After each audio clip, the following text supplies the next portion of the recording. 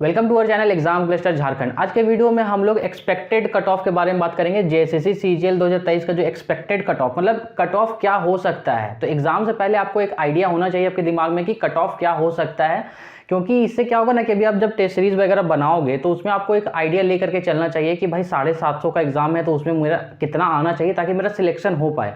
तो उसी को हम लोग देखेंगे कि कितना मार्क्स आपको लाना चाहिए। मतलब एक होता है ना कि एम लेके चलना चाहिए ताकि आप प्रिपरेशन भी अच्छे से कर सको, और अगर आप उस टारगेट को अचीव कर लेते हो तो आप श्योर हो पाओ कि हाँ आपका जॉब लग जाएगा। तो उसी को हम लोग देखेंगे। अब बहुत सारा पॉइंट्स है उससे रिलेटेड जिसके बारे में अभी हम लोग इसमें बात करेंगे, और बहुत सारा गलती भी है कि बहुत लोग क्या गलती कर रहे हैं अभी प्रिपरेशन के दौरान, उसके बारे में भी हम लोग चर्चा करेंगे। तो सबसे पहले एक चीज़ और याद रखिएगा कि 2017-18 से पहले वाला जो भी एग्ज़ाम है, इससे पहले वाला जो भी एग्ज़ाम है उसको आप ज़्यादा ध्यान मत दीजिएगा, उसमें ज़्यादा ये मत कीजिएगा, उसको ज़्यादा सीरियसली मत लीजिएगा। क्योंकि देखिए 2017 से पहले का जो भी एग्ज़ाम्स हुआ है झारखंड का या सेंट्रल गवर्नमेंट का जिसका भी, उसमें क्या हुआ है कि आपका जो भी उस टाइम क्या था कि जियो नहीं था, 4G नेटवर्क नहीं था, 4G नेटवर्क नहीं था। तो उस टाइम क्या था ना कि जो कोचिंग वगैरह था, जो भी मतलब कोचिंग संस्थान या बुक्स मटेरियल वो के लिमिटेड लोगों तक ही सीमित था। तो पहले क्या था कि कट ऑफ बहुत कम जाता था, इस वजह से कंपटीशन पहले कम था। लेकिन 2018 के बाद जियो के आने के बाद, 4G के आने के बाद क्या है कि अब भाई आप कोचिंग में पढ़िए, चाहे घर से मोबाइल से पढ़िए, चाहे कुछ भी पढ़िए, बट आज क्या है कि हर एक स्टूडेंट के पास इक्वल अपॉर्चुनिटी है पढ़ने का।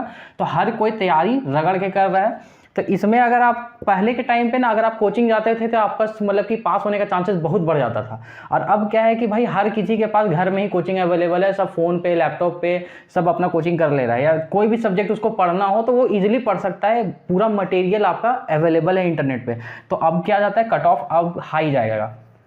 तो ये चीज़ याद रखिएगा कि बहुत लोग होता है जैसे 2017-18 का कट ऑफ दिखा करके अगर आपको बोल दे कि पहले कम जाता था, तो पहले का तो पहले कम जाता ही था, बट अब कम नहीं जाता है, जाएगा भी नहीं और जाता भी नहीं। आप एसएससी का एग्जाम सेंट्रल गवर्नमेंट वाला या बैंक वाला कोई भी एग्जाम का आप उठा के देख लीजिए पिछला 6-7 साल का, तो उसमें आपको पता चल जाएगा।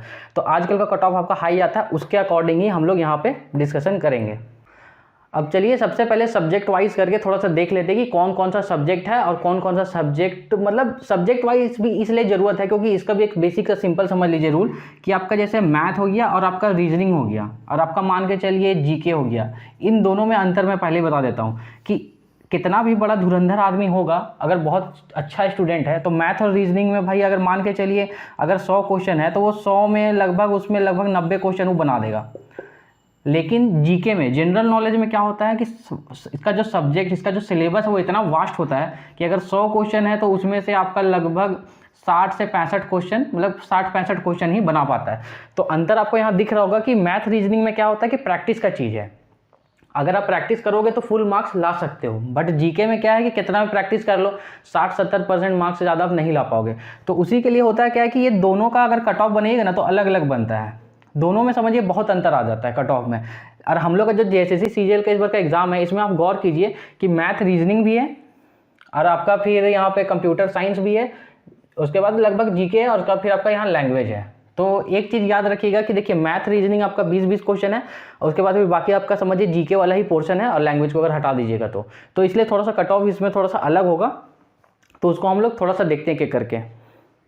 तो सबसे पहले आप सब्जेक्ट वाइज देखते हैं कि सब्जेक्ट वाइज कितना कितना क्वेश्चन है और आपको कितना कितना लाने का एम रखना चाहिए, या नॉर्मल अगर कोई भी स्टूडेंट है तो वो कितना मार्क्स उसमें लाएगा। क्योंकि देखिए रीजनिंग है, सबसे पहले रीजनिंग में टोटल आपका 20 क्वेश्चन है। अब 20 क्वेश्चन में ना कोई भी स्टूडेंट, नॉर्मल स्टूडेंट भी इसमें आपका 17 क्वेश्चन तो सही कर ही देगा। मैथ में 20 है, 20 में लगभग आपका नॉर्मल स्टूडेंट भी 17 कर देगा। अब बहुत लोग होंगे जो ये बोलेंगे कि भाई मैं मैथ में कमज़ोर हूँ, मैथ में मैं 15 ही करूँगा। तो अगर आप मैथ में कमज़ोर हो तो ऑब्वियस बात है आप किसी और सब्जेक्ट में स्ट्रांग हो सकते हो, तो आप साइंस में ज़्यादा स्कोर कर लीजिएगा। अगर आप साइंस में कमज़ोर हो तो मैथ में स्कोर कर लीजिएगा, रीजनिंग में कमज़ोर हो तो कंप्यूटर में स्ट्रांग हो। तो इस टाइप का एक चीज़ है ना, तो ये एवरेज बन जाएगा। कंप्यूटर में मान के चलिए 15 क्वेश्चन, क्योंकि देखिए ये जनरल अगर आप देखिएगा कोई भी पेपर तो उसमें आप गौर कीजिएगा ना कि कंप्यूटर का अगर 20 क्वेश्चन है, कोई भी सब्जेक्ट का 20 क्वेश्चन है, तो इसमें से ना 10 क्वेश्चन ना आपका ईजी वाला होता है, 5 क्वेश्चन थोड़ा एवरेज होगा और 5 क्वेश्चन आपको बहुत हार्ड क्वेश्चन थोड़ा देगा। तो इसलिए मैं 15 लेके चल रहा हूँ कि अगर आपने एग्जाम के लिए प्रिपरेशन किया है तो आपको 15 क्वेश्चन तो आपसे बनना चाहिए। साइंस में भी मान के चलिए 15 क्वेश्चन, तो ये टोटल आपका कितना हो गया, ये हो गया आपका 17-17 34 और यह 30, यानी कि 64 क्वेश्चन आउट ऑफ कितना हो गया आपका, इसमें हो गया आपका 80 क्वेश्चन में। तो 80 क्वेश्चन में आपका लगभग आपका 64 क्वेश्चन 64 क्वेश्चन आपका सही होना चाहिए, ये है आपका एवरेज। तो जब आप टेस्ट सीरीज लगाइएगा तो उसमें आप गौर कीजिएगा कि ये टेस्ट सीरीज बनाते टाइम क्या आपका रीजनिंग में 20 में 17 आ रहा है कि नहीं आ रहा है, मैथ में 20 में 17 आ रहा है कि नहीं, कंप्यूटर में 20 में 15 आ रहा है या नहीं, साइंस में 20 में 15 आ रहा है नहीं। अगर आप इस लेवल तक अगर पहुँच जाओ तो समझ जाइएगा कि आप एक अच्छे लेवल पर पहुँच चुके हो। और एवरेज ये देख लीजिए, एवरेज यहाँ पे है 64/80 का।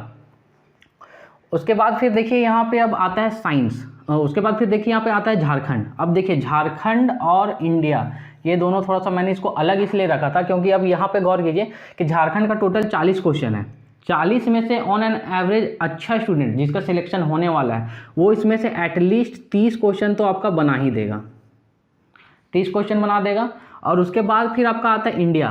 इंडिया में आपका 30 क्वेश्चन है। 30 क्वेश्चन में अगर देखिए नॉर्मली अगर आप एसएससी वाला एग्ज़ाम देखिएगा सेंट्रल गवर्नमेंट का, तो उसमें अगर आप देखिएगा जो लोग का सिलेक्शन भी होता है एसएससी में, वो लोग के साथ क्या होता है कि एसएससी में 25 क्वेश्चन होता है जीएस का।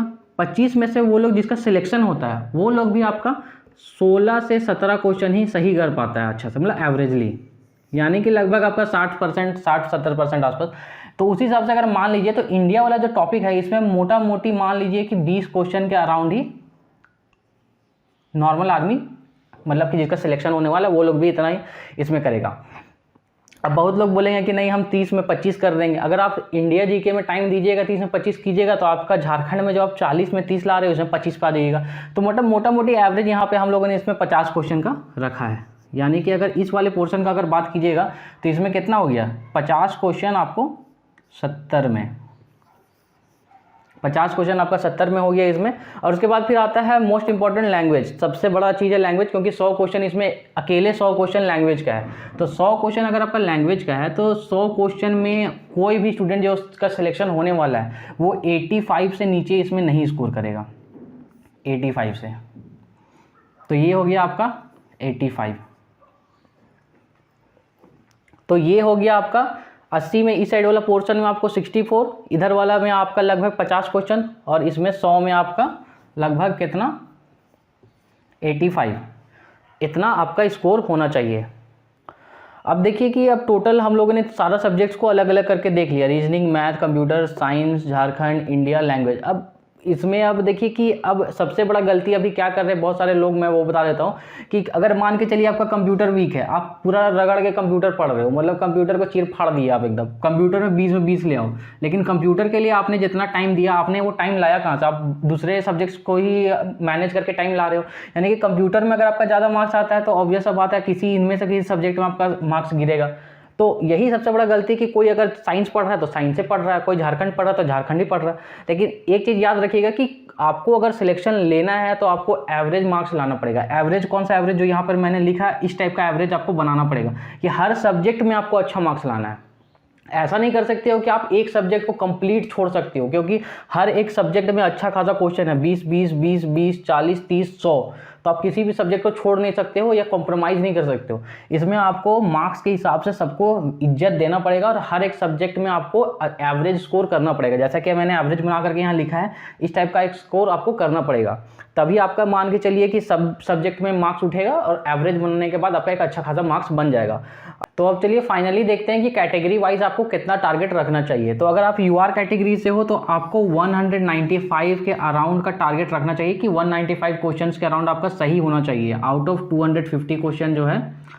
और अगर आप एसटी कैटेगरी से हो तो लगभग 178 क्वेश्चन के अराउंड, क्योंकि जेपीएससी का अगर आप देखोगे प्रीलिम्स का कट ऑफ तो उसमें इसी टाइप का था कि एसटी कैटेगरी का जो कट ऑफ था जो यूआर कैटेगरी के कट ऑफ से 7.5-8% कम था, एससी का यूआर कैटेगरी से 5% का राउंड कम था, ओबीसी का लगभग 2% और ईडब्ल्यूएस में, तो ईडब्ल्यूएस का पिछले बार तो पहली बार ईडब्ल्यूएस के हिसाब से फॉर्म भराया गया था इसलिए कट ऑफ बहुत कम था, बट इस बार उतना कट ऑफ कम नहीं होगा इसलिए 187 का राउंड मैंने लिखा है। तो एससी कैटेगरी के हिसाब से 182 का मैंने सेफ अटेम्प्ट रखा है और ओबीसी कैटेगरी के हिसाब से 190 और आपका ईडब्ल्यूएस कैटेगरी के हिसाब से 187। तो इतना आपको मतलब स्कोर करना चाहिए अभी भी। अगर आप टेस्ट सीरीज वगैरह दे रहे हो तो इसमें गौर आपको होना चाहिए कि आप इतना क्वेश्चंस आपका सही होना चाहिए, समझ में आया। तो अगर आप इतना क्वेश्चंस अगर सही कर ले रहे हो तो समझिए कि आपका तैयारी अच्छा चल रहा है। और अगर आपका तैयारी अभी मतलब इस लेवल पे नहीं पहुंचा कि आप इतना ला सको, फिर भी आप तैयारी करते रहिए, कल को इतना आपका हो जाना चाहिए, क्योंकि कट ऑफ हाई जाएगा ये मान के ही चलिए। बेटर है यही है कि आप हाई कट ऑफ मान के तैयारी कीजिए, ताकि आप भी ज़्यादा अच्छा से तैयारी कर पाओ। कम कट ऑफ मान के चलिएगा और मान के चलिए हाई कट ऑफ चला गया, नुकसान किसका होगा? अपना ही नुकसान होगा। इसलिए आप मान के चलिए कि हाई कट ऑफ जाएगा, तो उतना हाई फिर भी मैंने नहीं बताया है। तो ये चीज़ें याद रखिएगा, टेस्ट सीरीज वगैरह जहाँ भी दीजिएगा तो ये चीज़ याद रखिएगा कि अगर आप अनरिजर्व कैटेगरी से हो तो 195 क्वेश्चन करेक्ट करने के बारे में सोचिएगा। एसटी कैटेगरी से हो तो 178, एससी कैटेगरी से हो तो 182, ओबीसी कैटेगरी से हो तो 190 और ईडब्ल्यूएस कैटेगरी से हो तो 187। इतना क्वेश्चन आउट ऑफ 250 आपको सही करने के बारे में सोचना चाहिए, तभी आपका एग्ज़ाम निकलेगा। और लास्ट, अगर आप लोग हमारे चैनल पे न्यू है तो हमारे चैनल को सब्सक्राइब कर लीजिएगा, ताकि आपको जेएसएससी एग्ज़ाम हो चाहे जो भी झारखंड का एग्ज़ाम हो उससे लेटेस्ट अपडेट आपको मिलते रहे।